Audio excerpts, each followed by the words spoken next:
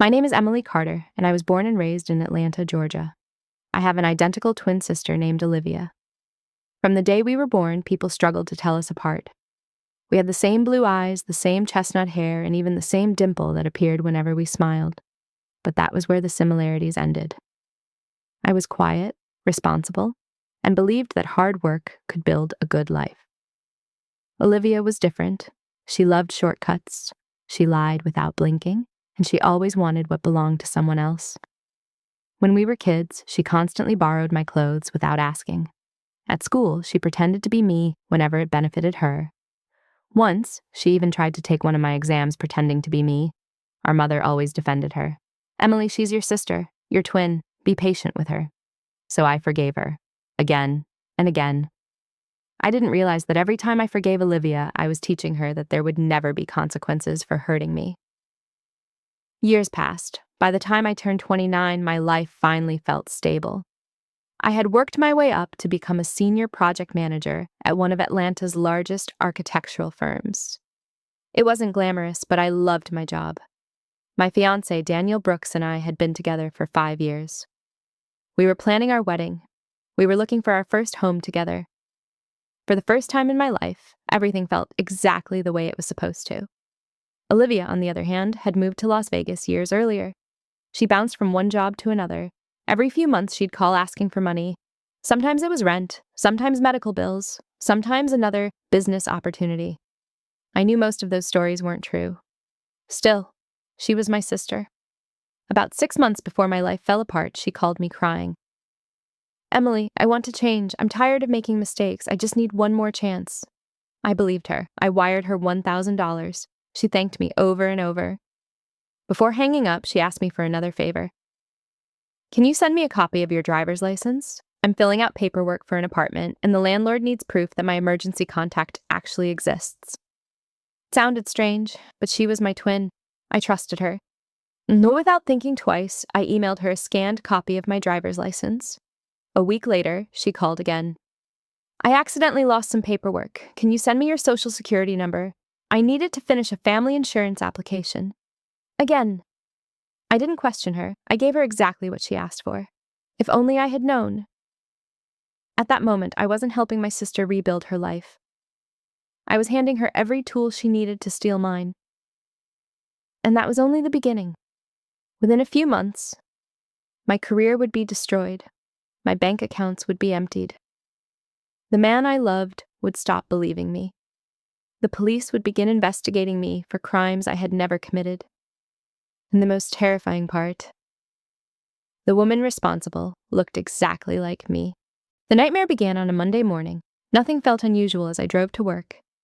I grabbed my coffee, parked in my usual spot, and walked into the office expecting another ordinary day. Instead, everyone stopped talking when I walked in. A few coworkers glanced at me before quickly looking away. Others whispered to each other. My stomach tightened. Something was wrong. Before I could even reach my desk, my supervisor stepped out of his office. "Emily," he said quietly, "Mr. Harris wants to see you. Right now." I forced a smile. Sure. But deep down, I already knew this wasn't going to be a normal meeting. When I entered Mr. Harris's office, our HR director was already sitting there. Neither of them smiled. A folder lay open on the desk. Mr. Harris folded his hands. "Emily, we're investigating a serious security breach." I frowned. What happened? He slowly turned his laptop toward me. "There were confidential company files sent to an outside email address last Thursday." I stared at the screen. The sender's name made my blood run cold. Emily Carter, my email, my employee account, my login credentials. My heart began pounding. "There has to be some mistake," I whispered. "There isn't," the HR director replied. "The files were sent using your password and your security authentication." I couldn't breathe. "I didn't send those emails." Mr. Harris looked disappointed. "We want to believe you. But the evidence says otherwise."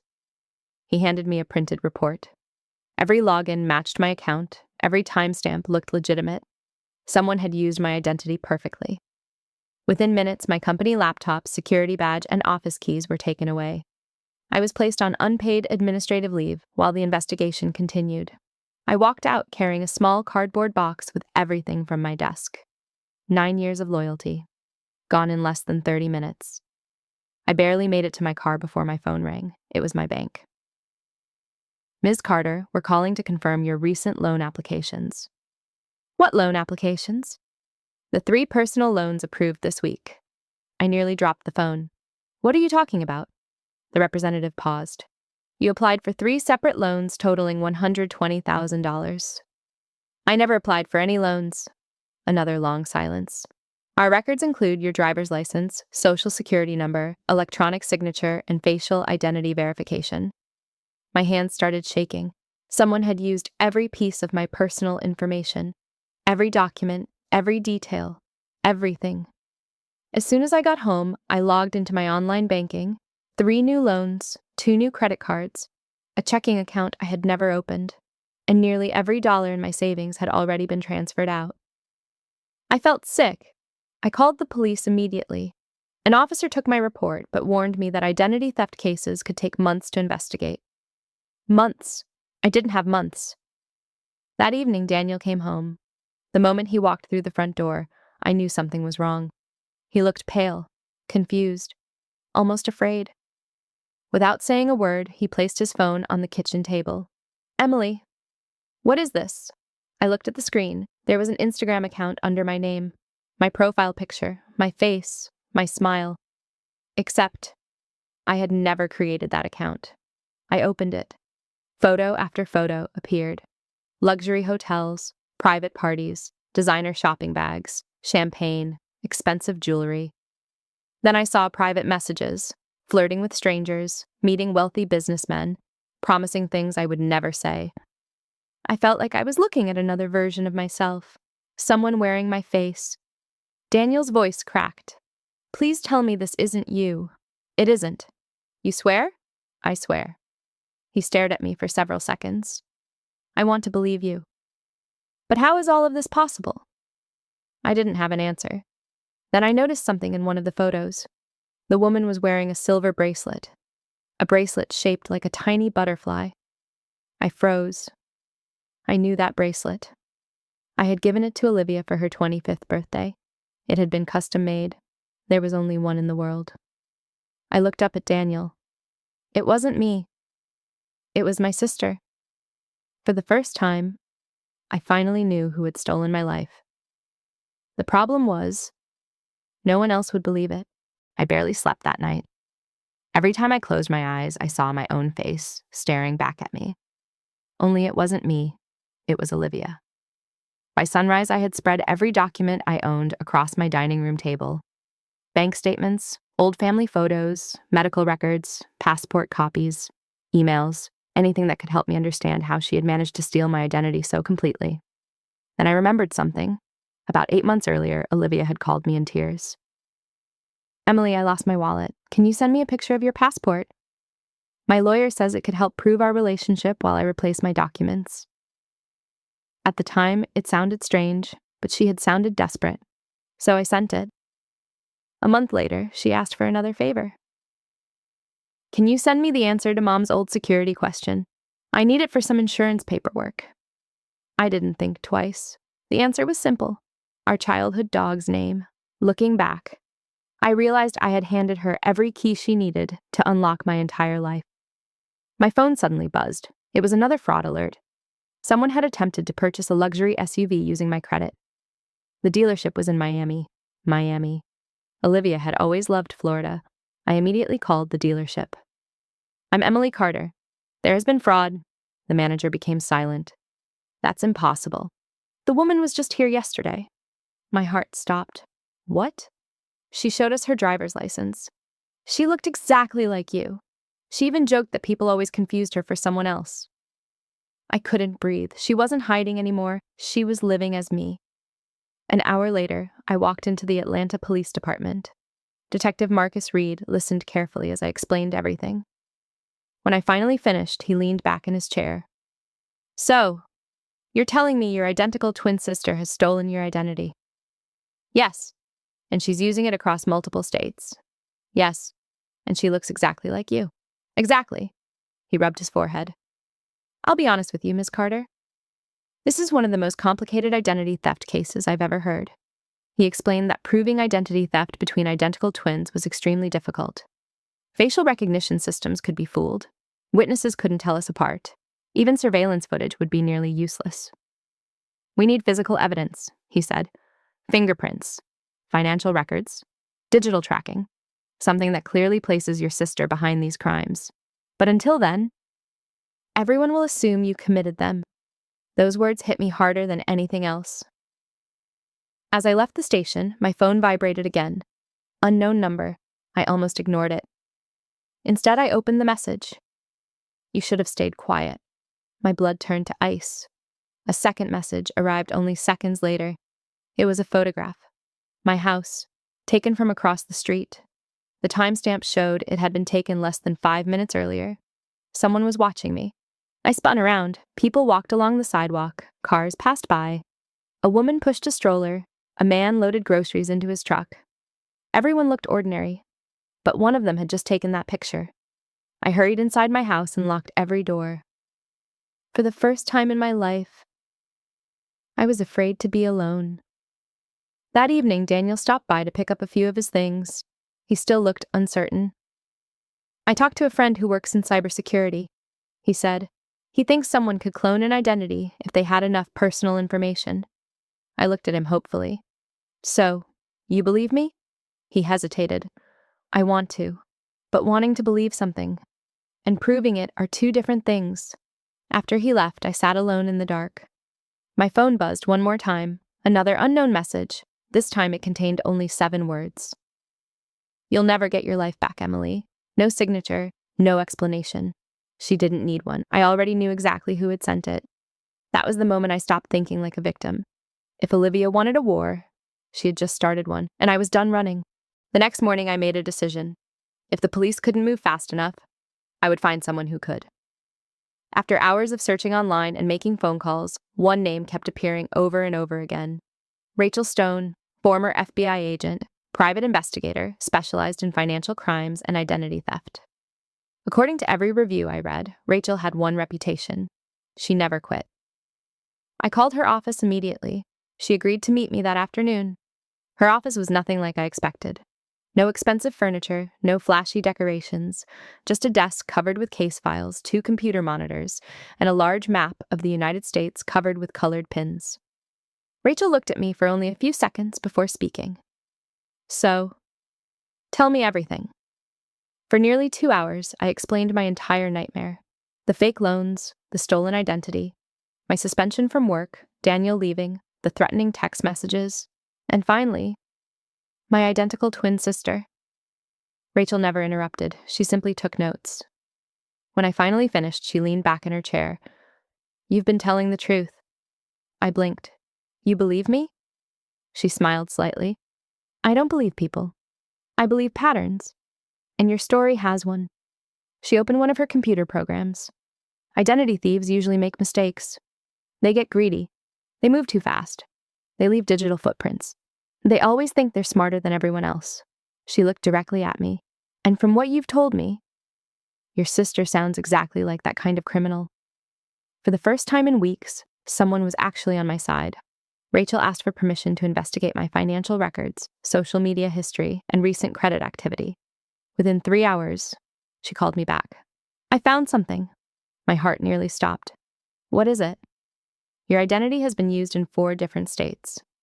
Georgia, Florida, Nevada, and Texas. I sat down slowly. How is that even possible? It gets worse. She emailed me several photographs. The first showed Emily Carter checking into a luxury hotel in Miami. The second showed Emily Carter opening a private investment account in Dallas. The third showed Emily Carter purchasing designer jewelry in Las Vegas. Every security camera captured the same woman, my face, my smile, my hair. Olivia. Rachel zoomed in on one image. Look carefully. At first, I didn't notice anything. Then I saw it. A tiny scar, just below her right wrist. Olivia had gotten that scar when we were 16 after falling through a glass door. I didn't have that scar. Rachel smiled. That's our first physical difference. It may not seem like much, but it's enough. For the first time, I felt hope. Real hope. Then Rachel made another discovery. She traced one of the stolen credit card transactions to a condominium in Miami Beach. The lease was signed under my name. The utilities were under my name. Even the parking permit listed Emily Carter. Rachel looked at me. I think she's living there. My heart pounded. You found her? I found where she's pretending to be you. The next morning, we flew to Miami. Rachel rented an apartment directly across the street from the condominium. For 2 days we watched. Nothing happened. Then, on the third morning, the front door opened. A woman stepped outside wearing oversized sunglasses. She laughed while talking on her phone. Even from across the street, I felt my knees go weak. It was like looking into a mirror. Except the woman standing there wasn't me. It was Olivia. She climbed into a brand new white Mercedes registered under my stolen identity. Rachel quietly raised her camera and began taking photographs. Don't move, she whispered. We're documenting everything. I couldn't stop staring. Olivia looked happy, confident, carefree, as if she hadn't destroyed my entire life, as if she had become me, and completely forgotten who she really was. Then someone walked out of the building behind her, a tall man in an expensive suit. He wrapped his arm around Olivia's waist. She kissed him. Rachel lowered her camera. I know who he is. Who? She looked at me with a serious expression. Richard Coleman, the real estate billionaire. I frowned. Why would Olivia be with someone like him? Rachel's face turned pale. I don't think she's dating him because she loves him. I think she's preparing for something much bigger. What do you mean? Rachel took a deep breath. If I'm right, your sister isn't finished stealing your identity. She's about to steal millions.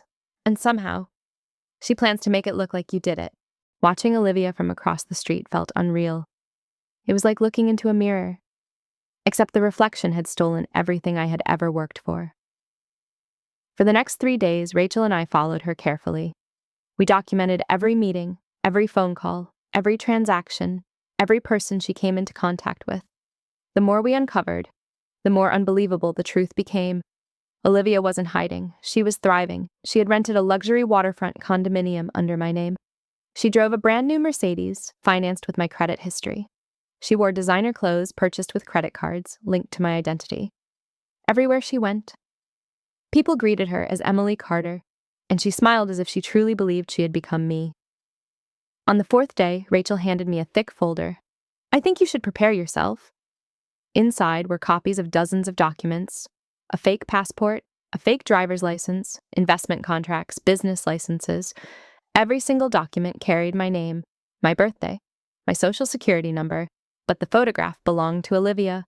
She had built an entirely new life, using mine. Then Rachel showed me something that made my blood run cold. Olivia had been introduced as the fiancée of Richard Coleman, one of the wealthiest real estate developers in Florida. Richard was worth hundreds of millions of dollars. He believed he was dating me. He has absolutely no idea, Rachel said quietly. He thinks she's Emily Carter.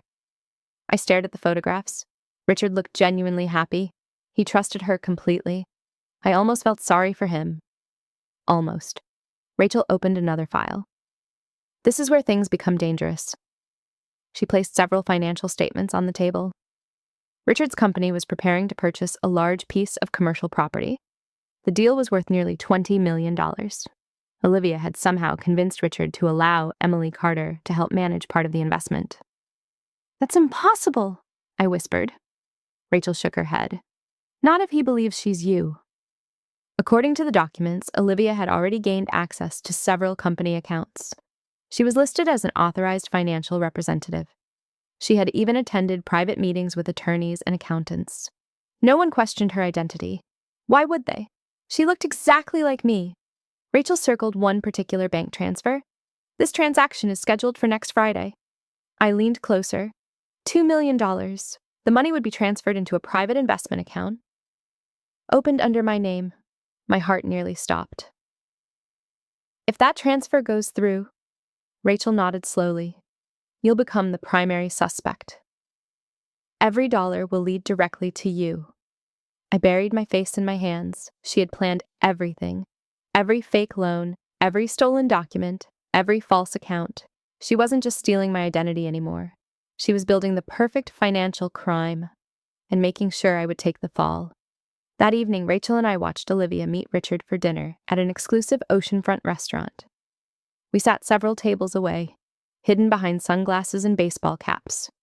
Richard reached across the table and held Olivia's hand. "I've never trusted anyone the way I trust you, Emily," he said. Hearing my own name made me sick. Olivia smiled warmly. "I would never betray you." The lie came so naturally. It was terrifying. Then Richard pulled a small velvet box from his jacket. He opened it. Inside was a breathtaking diamond engagement ring. My breath caught. Was he proposing? Olivia's eyes filled with tears. Or at least, she pretended they did. "Emily," Richard said softly, "will you marry me?" For one brief moment, I actually thought she might hesitate. She didn't. "Yes," she whispered. "I'll marry you." The restaurant erupted in applause. Champagne was poured, people cheered, they celebrated a love story. That had been built on lies. I felt my heart break all over again, not because Richard was proposing, but because everyone believed. She was me. Rachel placed a hand on my shoulder. "This is bigger than identity theft now. This is organized fraud. And we're running out of time." The transfer was only 5 days away. If we didn't stop Olivia before then, $2 million would disappear. Richard would lose everything, and every piece of evidence would point directly at Emily Carter. Me. For the first time since this nightmare began, I realized something terrifying. Olivia wasn't simply pretending to be me anymore. She had erased herself completely. In her mind, she truly believed she was Emily Carter. I couldn't stop thinking about what Rachel had discovered.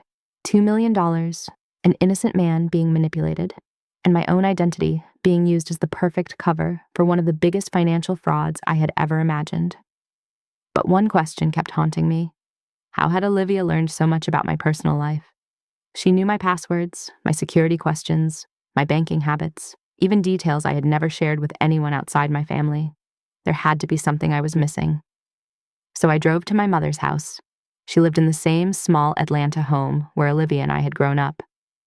The moment she opened the front door, she knew something was wrong. "You look exhausted," she whispered. "I need answers, Mom." She invited me inside. Neither of us spoke for several minutes.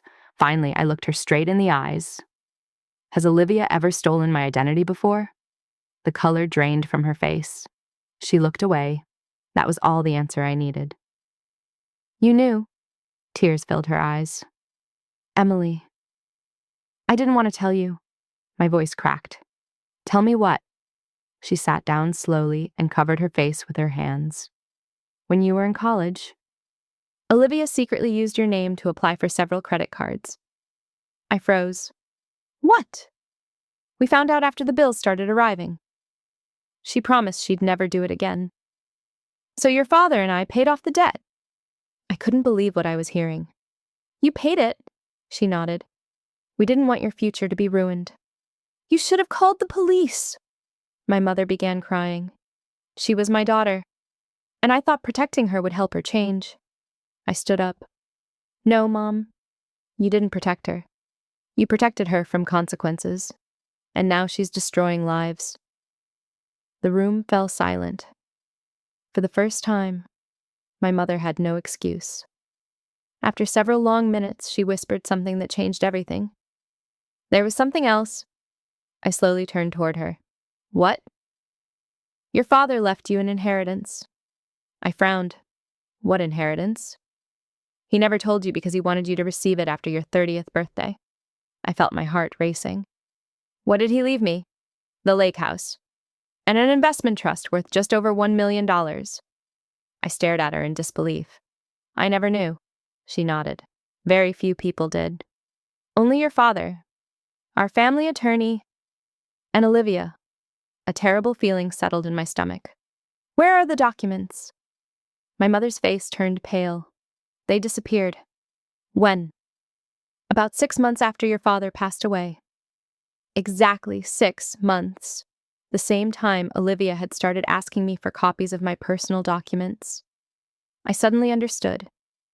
This hadn't started recently. She had been planning everything for years. Rachel had been right. This wasn't impulsive. It wasn't desperation. It was strategy.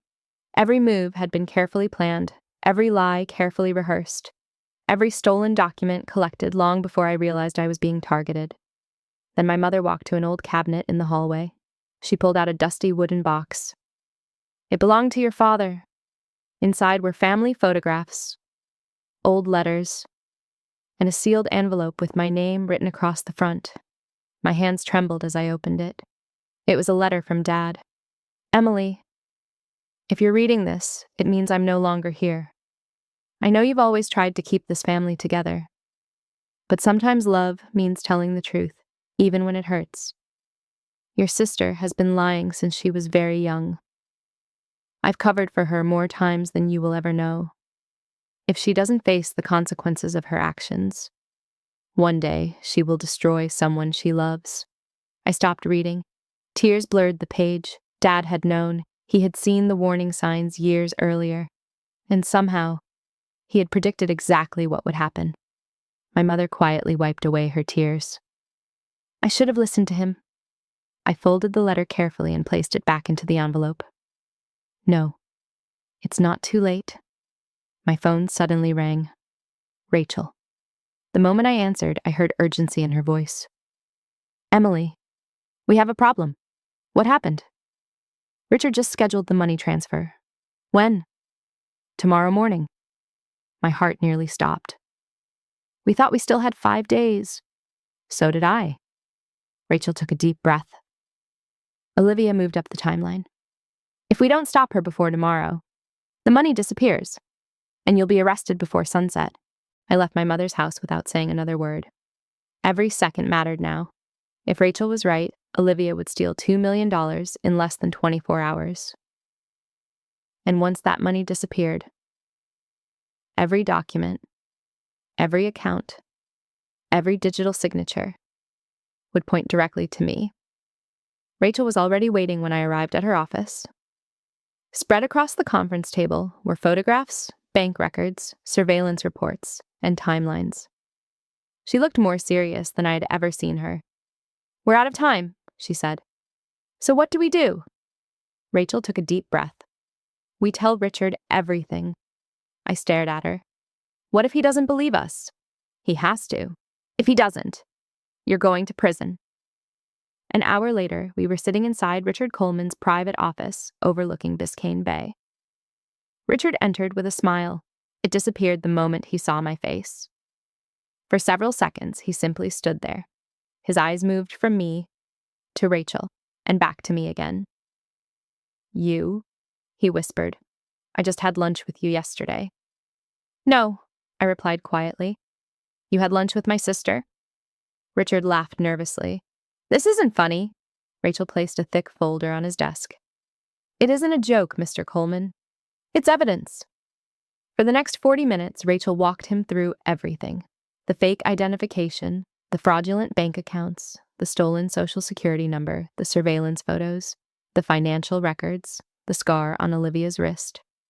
And finally, a side-by-side comparison proving that I had been working in Atlanta while Emily Carter had been appearing in Florida. Richard's face slowly turned white. He sank into his chair.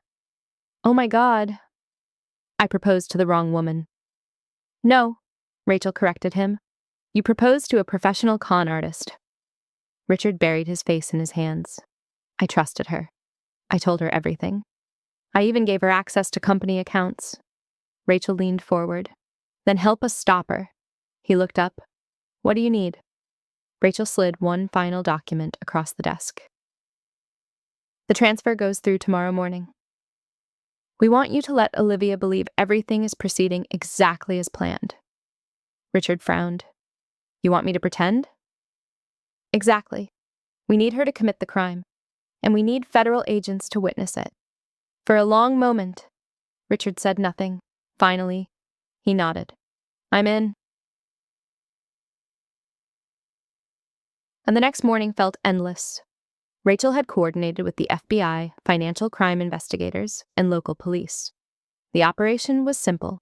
Richard would invite Olivia to his company's executive conference room to finalize the investment paperwork. The money transfer would appear ready. The moment Olivia authorized the transaction, the agents would move in. Rachel and I watched everything from a secure surveillance room 1 floor above. Multiple security cameras covered every angle. I could barely breathe. At exactly 9:58 a.m., the elevator doors opened. Olivia stepped out wearing an elegant white business suit. Confident, calm, completely unaware that dozens of people were waiting for her mistake. She looked exactly like me. Even I had to remind myself that the woman on the screen wasn't my reflection. Richard greeted her with a warm smile. "Good morning, Emily." She kissed him on the cheek. "Morning, sweetheart." Hearing my own name from her lips made me sick. They entered the conference room together. Lawyers were already seated around the table. An accountant opened the financial documents. "The transfer authorization is ready," he announced. Olivia didn't hesitate. She picked up the pen, signed my name, and smiled. Then she logged into the investment account using my stolen credentials. 1 click, 2 clicks, the transfer request appeared. $2 million. Recipient, Emily Carter, Investment Holdings. Olivia pressed the confirmation button. Rachel spoke quietly into her radio. "That's enough!" Within seconds, the conference room doors burst open. "Federal agents! Nobody move!" Olivia froze. The smile disappeared from her face. She looked around in complete shock. "What is this?" One FBI agent walked directly toward her. "Olivia Carter, you're under arrest for identity theft, wire fraud, bank fraud, conspiracy, and attempted grand theft." For the first time in her life. My sister looked genuinely terrified. She slowly turned toward Richard. "You set me up?" Richard's expression was colder than ice. "No.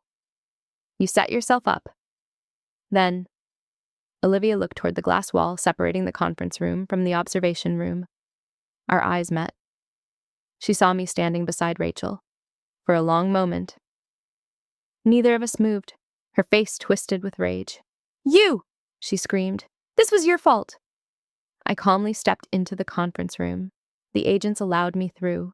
We stood face to face, 2 identical women, same face, same eyes, same voice, but only one of us had been telling the truth. Olivia glared at me. "You ruined everything!" I looked directly into her eyes. "No, Olivia. You ruined your own life." The agents placed handcuffs around her wrists. As they led her away, she shouted one final sentence. "This isn't over." I watched the elevator doors close behind her. For the first time in months, I could finally breathe. But Rachel wasn't celebrating. She quietly looked at me and said, "I wish it were over." I frowned. "What do you mean?" Rachel handed me another file. "You need to see this."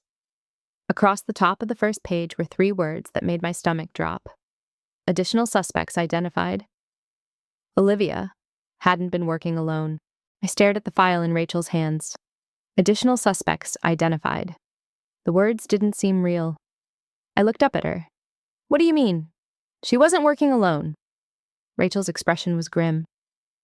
"No one pulls off an identity theft operation this sophisticated by themselves.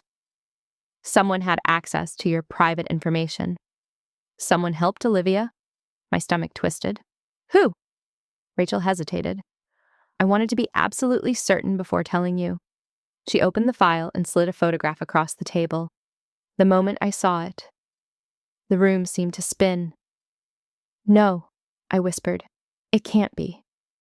The woman in the photograph was Megan Lewis, my coworker, my closest friend, the woman who had stood beside me through promotions, birthdays, and family dinners, the woman I had chosen to be my maid of honor.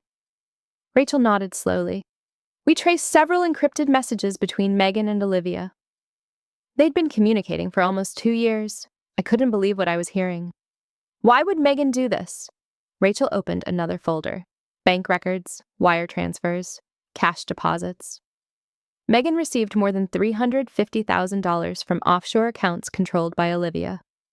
I felt physically sick. Every time I had cried on Megan's shoulder, every time she had comforted me, She had already been helping my sister destroy my life. Rachel continued. Megan gave Olivia access to your work schedule, your office computer, internal company files, even copies of your employment records. Everything suddenly made sense. The fake company emails, the security breach, the stolen architectural plans. Olivia couldn't have done any of that alone. She had someone on the inside, and that someone had been smiling at me every single day. That afternoon, the FBI brought Megan in for questioning. Rachel asked if I wanted to observe. Part of me wanted to say no, but another part needed answers. I stood behind the one-way mirror as Megan entered the interview room. She looked nervous, but not frightened. Not yet. Special Agent Collins placed several photographs on the table. One by one, pictures of Megan meeting Olivia, copies of financial transfers, phone records, surveillance footage. Megan's confidence disappeared. She leaned back in her chair. I want a lawyer. The agent remained calm. You'll get one. But before you do, there's something you should know. He placed one final document in front of her. It was Olivia's signed confession. Olivia had decided to cooperate. Every payment, every meeting, every message. She had named Megan. The room fell silent. Megan stared at the pages for nearly a minute. Then, she broke down. I never thought she'd betray me. Rachel quietly whispered beside me. People like Olivia never stay loyal. Megan buried her face in her hands. It wasn't supposed to go this far. The agent leaned forward. Then tell us how it started. Megan took a shaky breath. It started 3 years ago. Emily kept getting promoted. Everyone loved her. Clients requested her. The partners trusted her. I worked just as hard, but no one ever noticed me. She looked up through tears. Then Olivia contacted me. She said Emily didn't deserve everything she had. She promised, if I helped her, we'd both become rich. I couldn't believe my ears. Years of friendship, destroyed by jealousy. The agent asked quietly, So you betrayed your best friend for money? Megan closed her eyes. At first, I told myself it was only harmless information. Her work schedule, copies of reports, her employee ID number. But then Olivia kept asking for more. Passwords, security questions, personal details. And by the time I realized what she was planning, I was already involved. Rachel looked at me. This is how most conspiracies work. No one starts by committing a major crime. They start with one small decision, then another, and another, until there was no way back. Hours later, Megan was formally charged with conspiracy, wire fraud, corporate espionage, and identity theft. As federal agents escorted her out of the building, she saw me standing in the hallway. Our eyes met. She stopped walking. I'm sorry, Emily. Her voice trembled.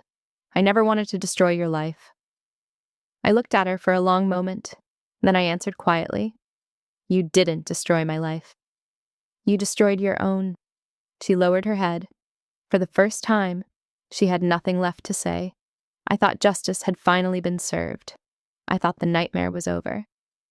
But later that evening, Rachel called me again. Her voice sounded more serious than ever. Emily, the prosecutor just found something inside Olivia's storage unit. What? Rachel paused. There are boxes, filled with forged documents. I frowned. What kind of documents? She took a slow breath. They're all in your name.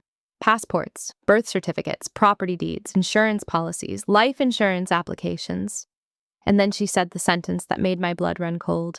Emily, I don't think Olivia was planning to stop with identity theft. I think she was preparing for something much darker. I couldn't sleep that night. Rachel's words kept replaying in my mind. I don't think Olivia was planning to stop with identity theft. I think she was preparing for something much darker. I kept asking myself one question. What could possibly be worse than stealing someone's entire life? The next morning, Rachel picked me up before sunrise. Neither of us spoke much during the drive. When we arrived at the FBI field office, several agents were already waiting. On the conference table sat dozens of cardboard evidence boxes recovered from Olivia's storage unit. Rachel carefully opened the first one. Inside were folders labeled with my name. Emily Carter, Every folder contained forged documents, driver's licenses, passports, property deeds, insurance contracts, medical records. Some were incredibly convincing, others were only partially completed. Then an agent placed a thick file in front of us. There was something unusual about this one. I opened it. At first, I didn't understand what I was looking at. Then my hands began to shake. It was a life insurance policy. The insured person, Emily Carter. The policy value, $10 million. The beneficiary wasn't Daniel, wasn't my mother, wasn't any member of my family. It was Olivia Carter. I looked at Rachel in horror. How is this possible? Rachel's face was pale. She forged your signature. And according to the paperwork, she was preparing to make a claim. I couldn't even breathe. My entire body went cold. For months. I thought Olivia wanted my money, my career, my reputation. But now I realized something terrifying. She wanted something else. A future. Where I no longer existed. One FBI agent spoke quietly. We found emails discussing travel schedules. Another agent added, and someone had been tracking your daily routine. Rachel looked directly at me. You weren't just the victim of identity theft. You may have been the target of a planned murder. The room fell completely silent. I felt sick. Every strange phone call, every photograph taken outside my house, every threatening message suddenly made sense. Olivia hadn't been trying to scare me. She had been studying me, learning my habits, waiting for the perfect opportunity. I buried my face in my hands. My own sister had been planning a future without me. 3 months later, the trial finally began. News cameras surrounded the courthouse. The case had become national news. The twin identity fraud case. Reporters from every major network were there. Inside the courtroom, Olivia looked completely different. The expensive clothes were gone. The confident smile had disappeared. For the first time, she looked scared. Her attorney argued that Olivia had suffered emotional trauma and lifelong jealousy because she had always lived in her sister's shadow. The prosecutor stood. Jealousy does not explain years of calculated fraud. It does not explain forged identities. It does not explain millions of dollars in theft. And it certainly does not explain a $10 million life insurance policy. The courtroom fell silent. Then Rachel took the witness stand. She calmly presented every piece of evidence. Financial records, digital tracking data, security footage, fingerprints recovered from forged documents, DNA found on envelopes. Every lie Olivia had told was destroyed. Finally, the prosecutor played an audio recording recovered from Olivia's phone. Her voice filled the courtroom. Once Emily is gone, everything becomes mine. No one will ever know the difference. I closed my eyes. Hearing those words hurt more than anything else. Not because she wanted my money, not because she wanted my name, but because she had once been my best friend, my twin, the person I trusted more than anyone. When the recording ended, no one in the courtroom spoke. Even Olivia's attorney lowered his head. The jury needed less than 3 hours to reach a verdict. Every single count. Guilty. Identity theft, wire fraud, forgery, financial conspiracy, attempted grand theft, insurance fraud, and conspiracy to commit murder. As the judge prepared to announce the sentence, Olivia slowly turned toward me. For just a moment. We looked exactly like we had as children. Same face, same eyes, but completely different souls. Tears rolled down her cheeks. Emily, she whispered. I'm sorry. I looked at her quietly, then I answered with the only words that still felt true. I'm not the one you need forgiveness from. The life you destroyed, was your own. The judge raised the sentencing papers. Everyone in the courtroom stood. The room became so quiet. You could hear every heartbeat. And then, the judge began to speak. The courtroom remained silent. No one moved. No one spoke. Judge Harrison adjusted his glasses and looked directly at Olivia. For years, he began, you carefully planned and executed one of the most disturbing identity theft schemes this court has ever seen. You didn't simply steal someone's credit. You stole her career, her reputation, her future, and very nearly, her life. Olivia lowered her head. She never looked at me again. The judge continued. The evidence presented leaves no room for doubt. On all counts, this court finds you guilty. He paused before reading the sentence. For identity theft, wire fraud, forgery, financial conspiracy, insurance fraud, attempted grand theft, and conspiracy to commit murder. I hereby sentence you to 35 years in federal prison without the possibility of parole for the first 25 years. A quiet gasp swept through the courtroom. Olivia closed her eyes for the first time in her life. There was no one left to protect her. No excuses, no lies, no second chances. As federal marshals approached, she slowly turned toward me. Tears streamed down her face. Emily, I never wanted it to end like this. I looked at her for a long moment, then I quietly replied, it didn't have to. You made a choice. Every single time. The marshals placed handcuffs on her wrists as she disappeared through the courtroom doors.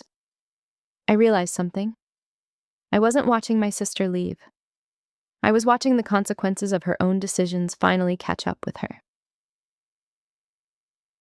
Months passed. Life didn't magically return to normal. Healing never works that way.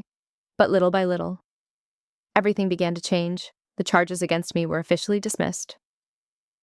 My company welcomed me back with a public apology. The board offered me my old position, along with a promotion to Director of Project Development. This time, I accepted. Every fraudulent loan was erased. Every stolen account was closed. My credit was fully restored. The state issued me entirely new identity documents with enhanced security protections. For the first time in months, I finally felt safe. Richard Coleman visited me one afternoon. I owe you an apology, he said. I should have seen the truth. You were manipulated, I replied. So was I. He smiled sadly. I've started a foundation that helps victims of financial fraud. I'd like you to serve on the advisory board. I accepted. If my story could help even one person avoid what I went through, then none of this pain would be completely meaningless. Neil and I took things slowly. Trust once broken doesn't return overnight. One evening we walked through Piedmont Park in Atlanta as the sun disappeared behind the skyline. He stopped walking. I failed you. I looked at him. No. You were deceived too. He shook his head. I should have believed the woman I loved instead of the evidence. He reached into his pocket. It wasn't another engagement ring. Instead, he handed me the same butterfly bracelet I had once given Olivia years ago. The police had recovered it from her apartment. I think this belongs to its rightful owner. For a moment, neither of us spoke. Then I smiled for the first time in what felt like forever. And a year later, I finally moved into the lake house my father had left me. One quiet afternoon, while unpacking old family boxes, I found the letter he had written before his death. This time, I read it all the way to the end. The final paragraph said, Emily, life will test your heart more than your strength. Never let someone else's darkness convince you that kindness is weakness. Keep choosing honesty. Keep choosing compassion. Because in the end, truth always survives. I folded the letter carefully. Outside, the lake reflected the golden light of the setting sun. For the first time in years, there was peace. Not because justice had erased the pain, but because I had finally stopped letting my past define my future. 6 months later, I received one final letter. It came from federal prison. The sender was Olivia. I stared at the envelope for a long time before opening it. Inside was a single handwritten page. Emily, I spent my whole life believing that if I could become you, I would finally be happy. Instead, I lost myself. You were never my enemy. My own choices were. There was no request for forgiveness, no excuses, no lies, only one final sentence. I hope one day you can live the life I tried to steal. I quietly folded the letter, then I walked outside, without anger, without hatred, without revenge. I dropped it into the fireplace. The flames slowly turned it into ash. Some memories deserve to be remembered. others deserve to be released. People often ask me how I survived everything that happened. My answer is always the same. Someone can steal your name, your money, your career, even your identity, but they can never steal your character. They can never steal your truth. And sooner or later, everyone faces the consequences of the choices they make. My twin sister stole my identity, but in the end, karma finally caught her.